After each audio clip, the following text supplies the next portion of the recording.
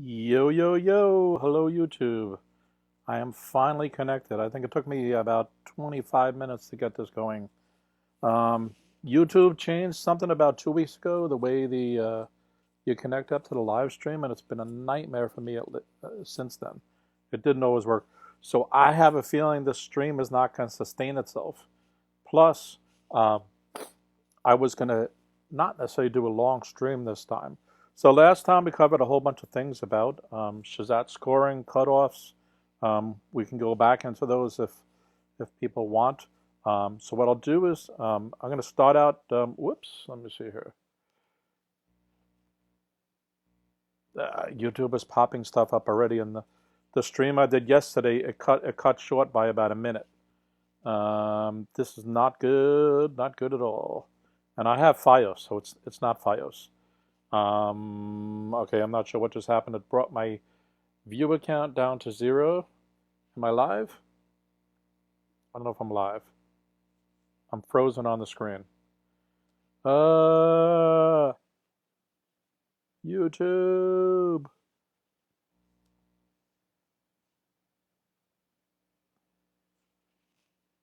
Let me just try to get an acknowledgement from it. All right, it's starting to move again.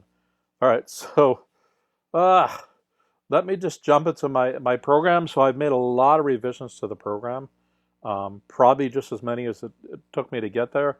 I've been working on it pretty much every day, and I've managed to tweak a whole bunch of stuff and add a whole bunch of new things.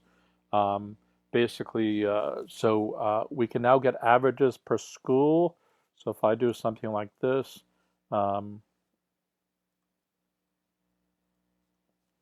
I can get Stuyvesant's information, and it'll give me the average cutoff score since 2011. And by the way, I was able to find more data. I got a whole another year of data, and I was able to get some of the numbers. I had put UNKs for them as unknown. So now they're filled in. So as far as I know, from 2011 till now, I have all the cutoff data, and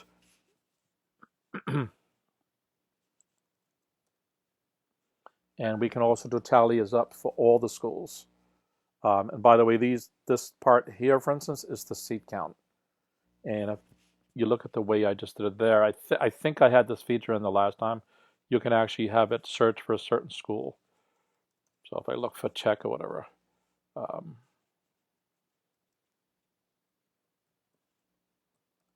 I can get something like that. It's going to bring up Brooklyn Tech and Brooklyn Latin. If I quoted it, I could do Brooklyn Space Tech.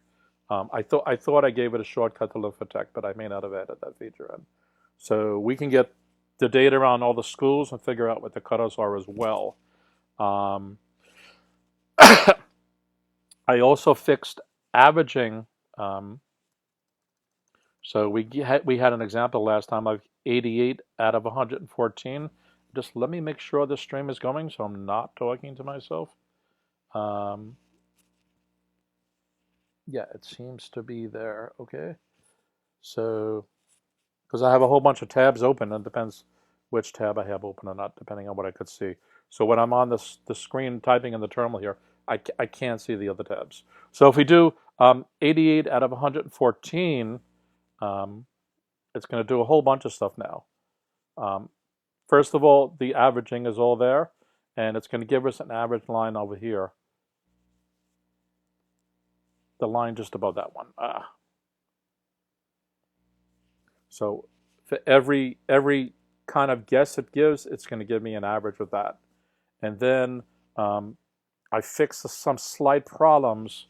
Not that the answers are wrong, but I made them a little more accurate based on the fluctuation of the 10 questions, because there's 10 field questions, and also in the total of the whole test, it turns out there's 20.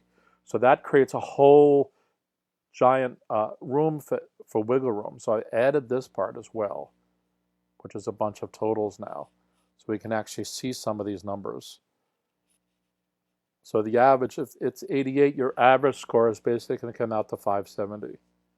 The lowest possible score you can get from an 88 is about 484. The highest score you can about get is 655.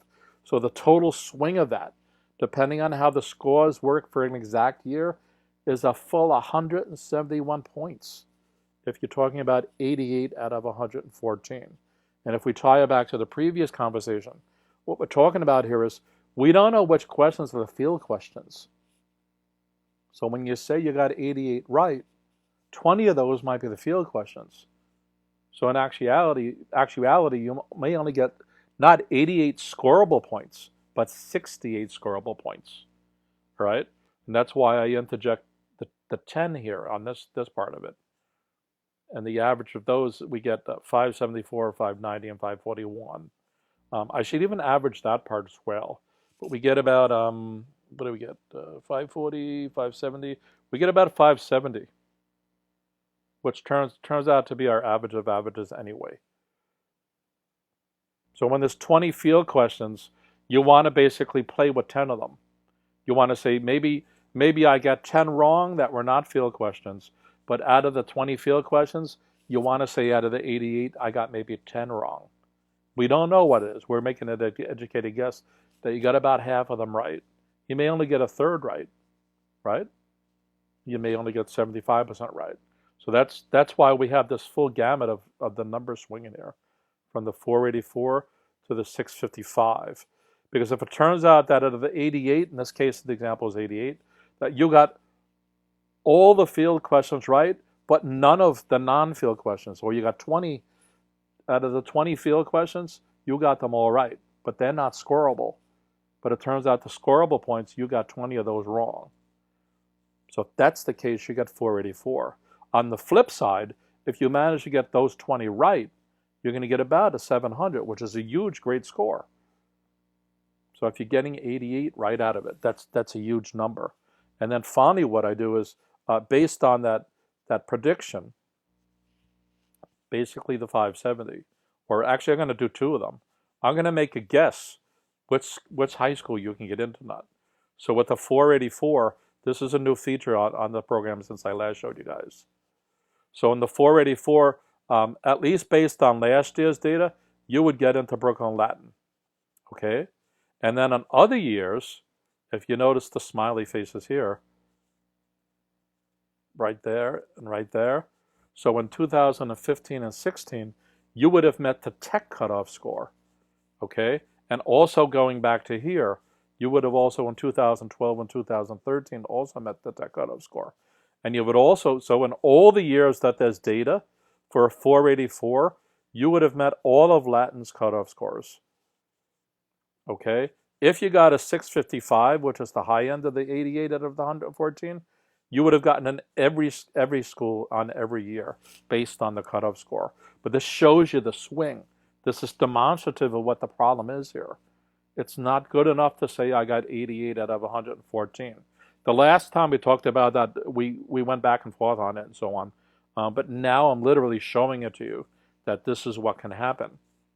So to get 80 out of 114 means at the least case you got into Latin and maybe some years tech. And in the best case, you got into every school. That's a huge swing. We're basically almost getting into none to almost getting into them all. But it also shows that the cutoff score is important, because for 2015, even though with a 484 you would have gotten in to Brooklyn Tech and Brooklyn Latin that year, that's a 483. And the lowest it hit was a 482 in 2012, right? But if we go up to here, last year it was a 493. That's a whole 10 points. So that could be from 1 to 3 questions. 1 to 3 questions, better or worse, that you got. And it also depends how they metabolize the test every year. All right, so this is kind of interesting, important kind of stuff. All right. All right, I see a couple of live viewers out there. Please jump in and ask. This is a really confusing topic that's really important. It's independent of the ELA, it's independent of the math, but it's one of those things that get wishy-washy. And then what I also do is I also added another feature which will calculate whether you can get into Discovery. Discovery is a program where if you don't meet the cutoff score and you're close to it, just underneath it, and you have issues like you're an English learner, or you are at economic need and stuff like that, it'll give you a second shot to get into that. And then that's what this number 2 on the side here means. These little gray 2s on the side means you're getting a second chance. So with the 484, if you got an 88 out of 114 with the 484, it's showing you would get into all the schools except for Brooklyn Latin on the Discovery. And with the 655, because most of the cutoff scores last year for the Discovery were at 485, you're just way too high. All right? And then I have it fine-tuned where you can do other stuff as well. So that's out of the ball. We can also type in the actual score, which is you got 33 in the math. And let me clear that just so we can not get confused with that. So if you got 33 in your math, that's your percentages there.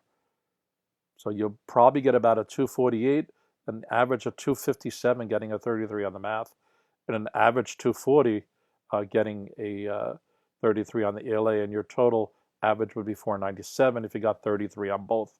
I also added some other stuff in, which is I talked about how to do cheap scoring the last time.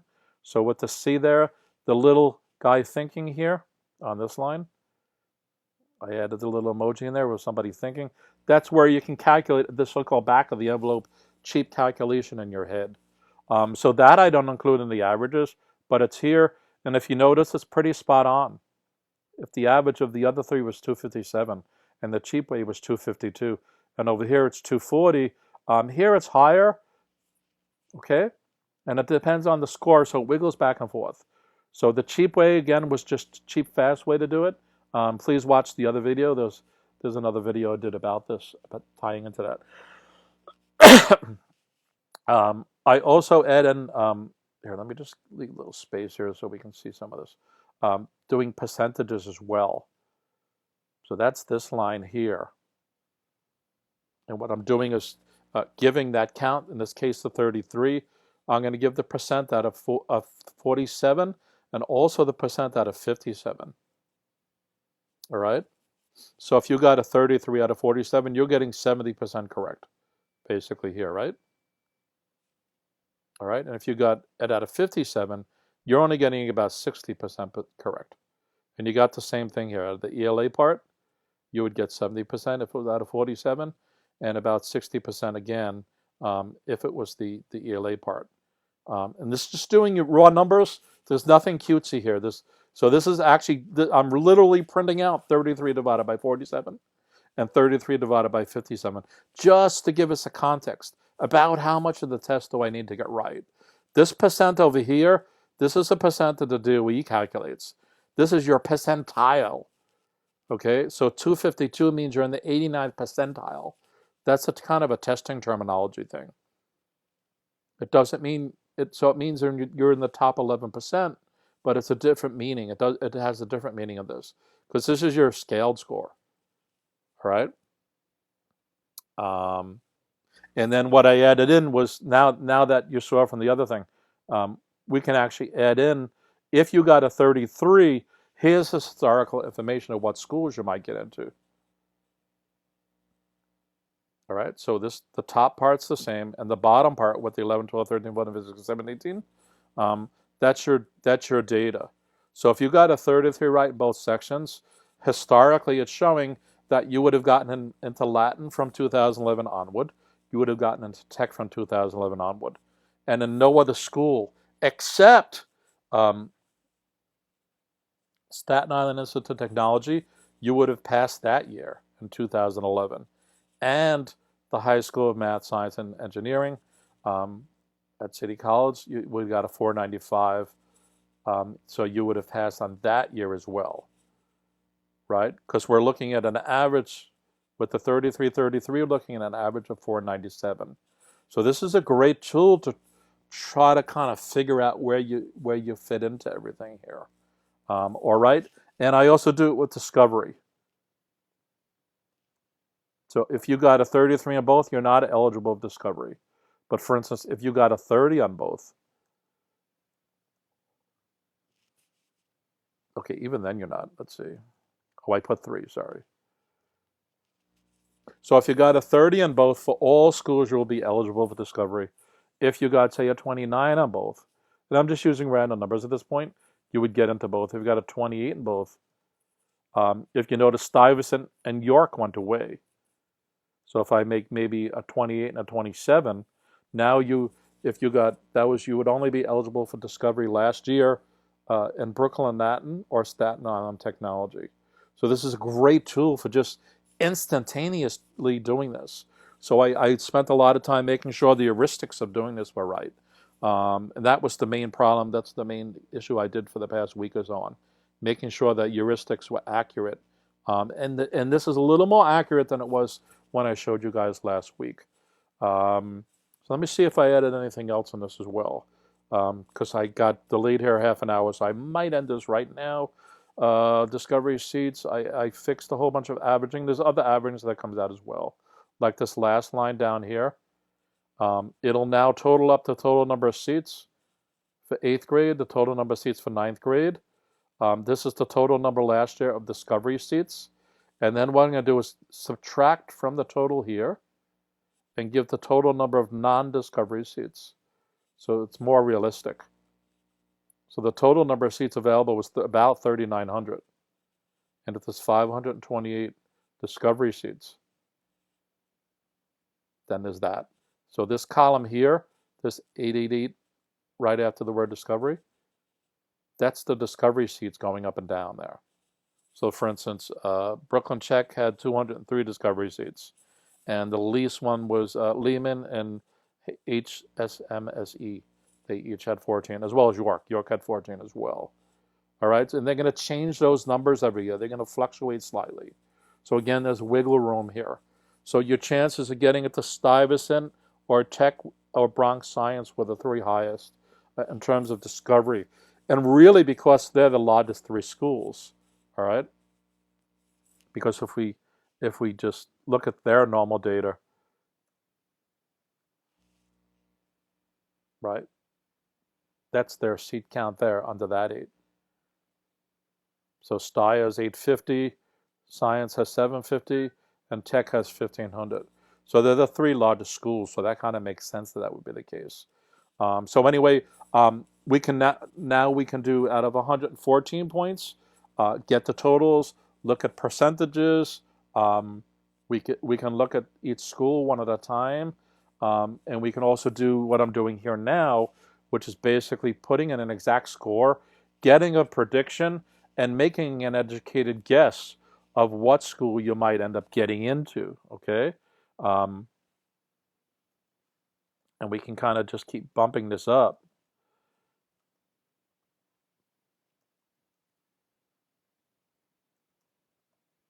So if you notice, if you get 230s, and I'm just using these numbers arbitrarily because it's easy to type. If you get 230s, that's where it starts, where you start getting entry into the specialized high schools. Okay, and if we do percentages there,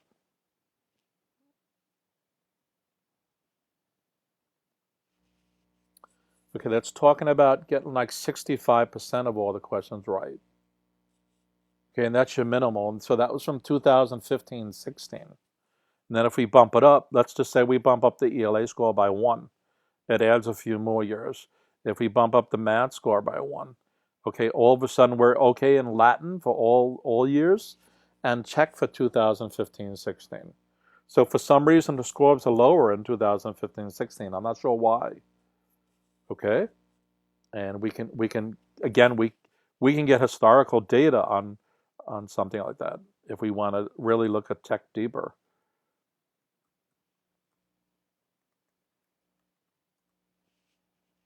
Whoops.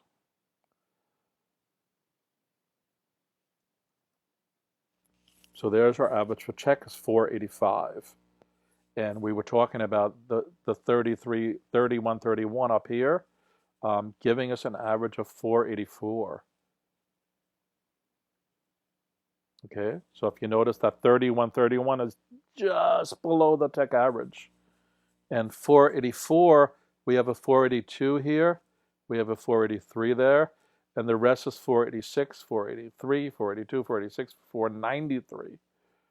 So the 493 last year is almost the outlier.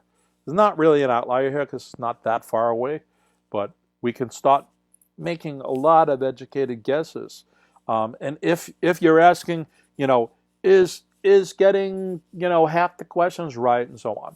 But there's also the flip side, which is like if you get, say, most of the math right. Let's say you got 44 questions right in the math, and you got 30 right in the English. Okay, you're going to get into every school for every year except for Stuyvesant. And according to this, no year where you'll be able to get into Stuyvesant. And again, this is based on my averages, but I'm using 3 models and stuff like that. And we can let's even throw in the back of the envelope check. The cheap scoring. The cheap scoring says you get a 546. Right, and that doesn't meet any of your Stuyvesant either. So this is kind of showing you how you can wiggle the numbers back and forth. So let me go through some of the things I wrote down, as I made the modifications to the program. So now we have more averaging. We can look at the discovery seats. We can do heuristics on the discovery seats based on your score. I have definitely tons of more averaging going on just the regular seats, including seat counts, discovery seat counts, averaging all over the place.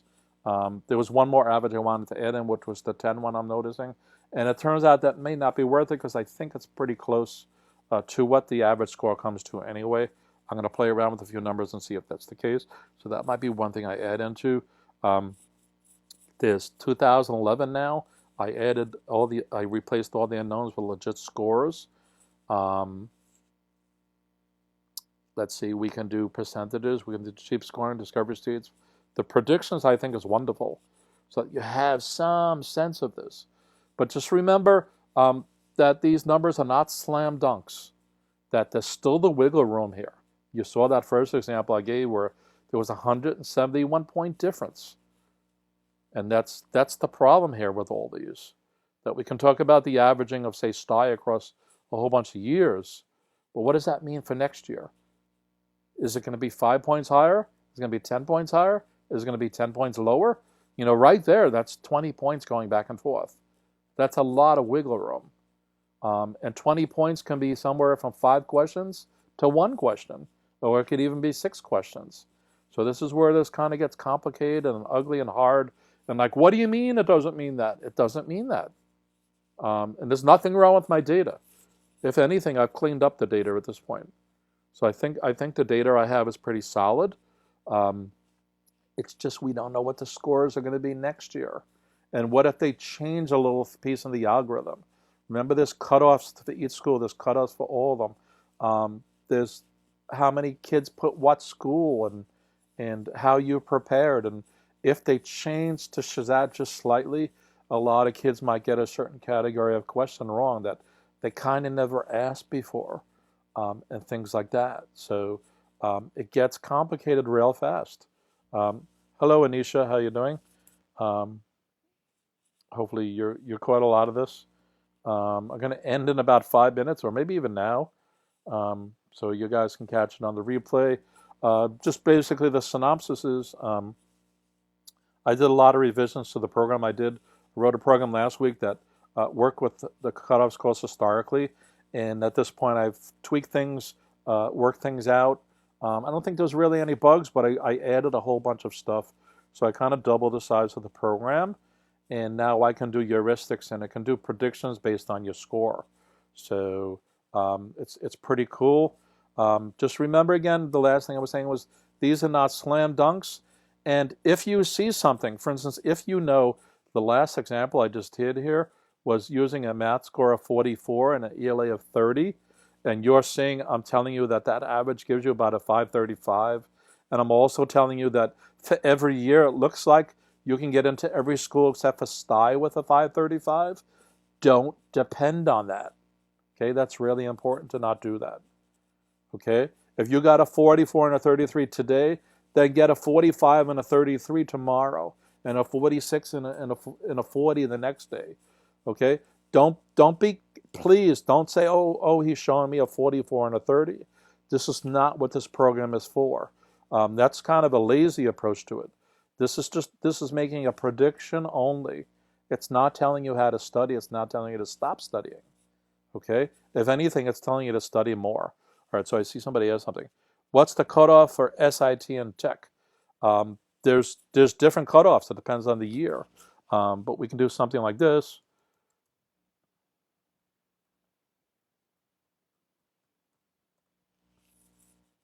So this is the historical cutoff data for Bookcom Tech right here in all the years. So the average for Tech was 485.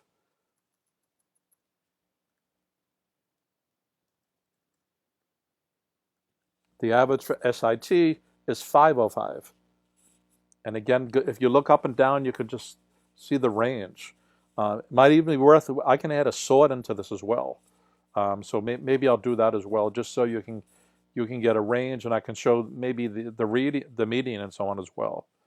Can you do a 49 and a 24 as scores?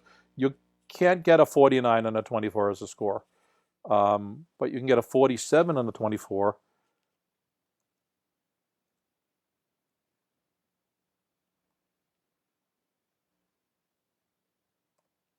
So that's that for that. And if we add them up, that's 49 plus 24 is 60. That's 73. So you can also get a 73 out of 114. The top score you can get in this section is 47. So you can't talk about it. Once you pass the 47, you can only talk about the thing in the realm of 114, because there's the field questions.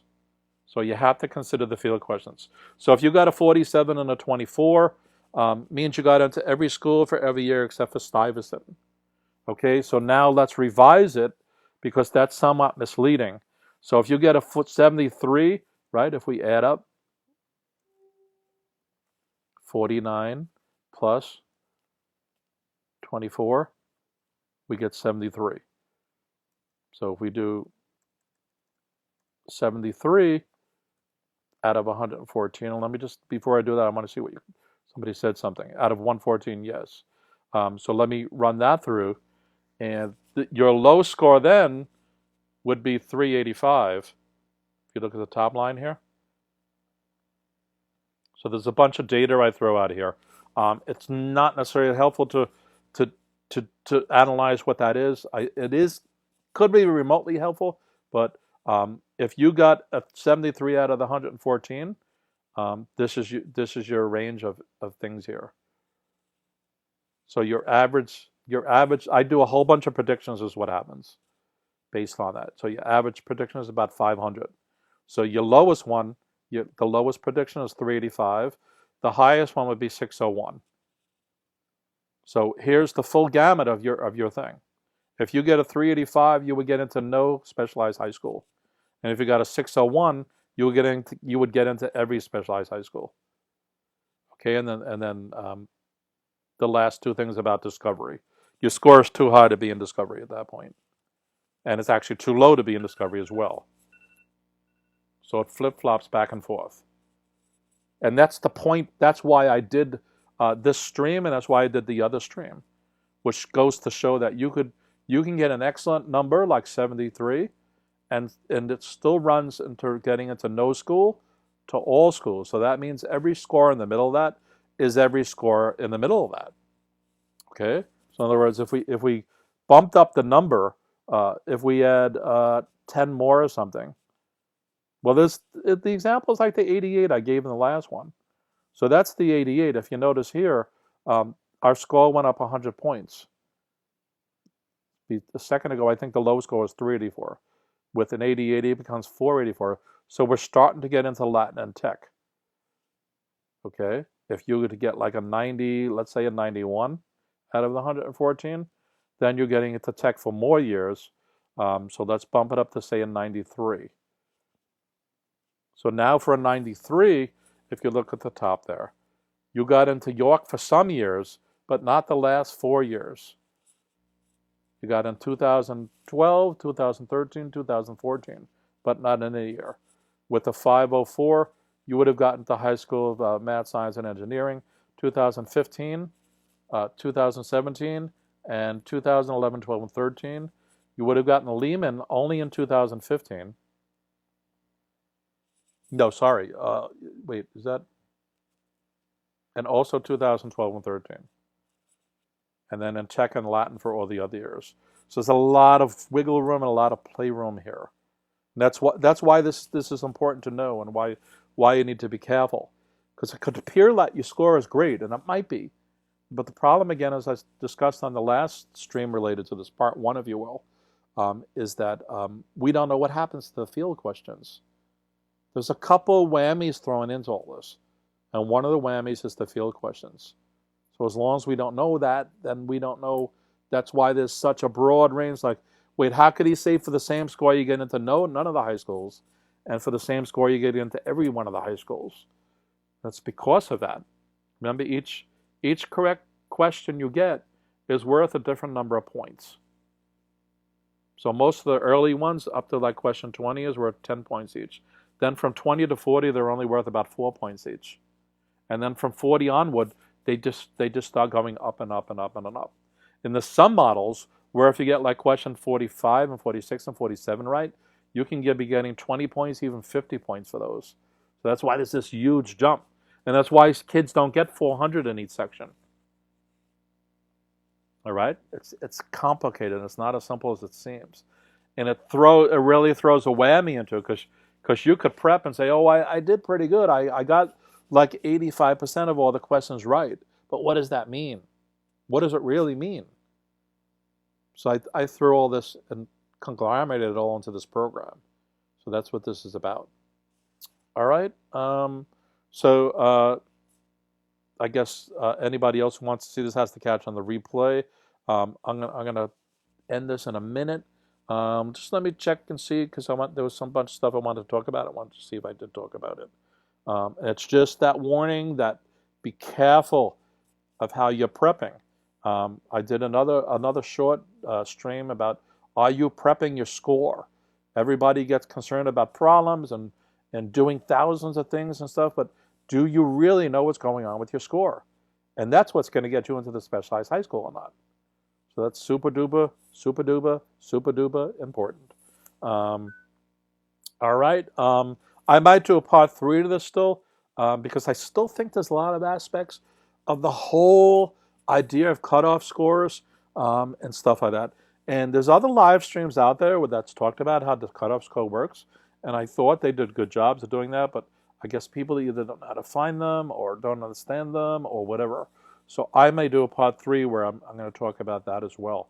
In the meantime, guys, my email is GregsTutoringNYC@gmail.com. I specialize in specialized high school tests, including the SHSAT. Please like the video. Please subscribe to my channel. And peace out. You guys got about a month left for the first day of the SHSAT. So have a good time studying for the weekend. I'm probably going to do a grade 9 math stream tomorrow morning, probably at 10 o'clock. And peace out.